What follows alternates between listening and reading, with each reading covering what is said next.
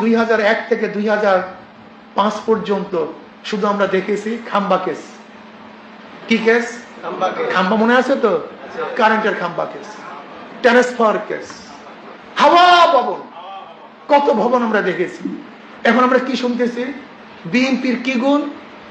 9 মাসে 150 খুন, সাদা নাই পল্টনে, চলে যায় লন্ডনে। শুনি, এটা আমার বক্তব্য না, বক্তব্য আমার না, এটা পাবলিক বলতেছে ভাই, বক্তব্য আমার না।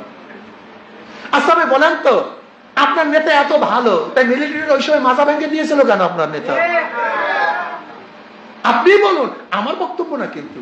আমার মন খারাপ করিয়েন না, রাগ করিয়েন না।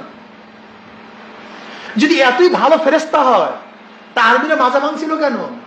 আপনারাই তো বলছেন। বিএনপির হাজারো লিডারদের মুখে বক্তব্য শুনেছি, আমার লিডারের মাজা ভেঙে দিয়েছে, তারপরে লিডার এখনো আছে, তার মাজা ভাঙছিল কেন? এই প্রশ্নের জবাব দিবেন।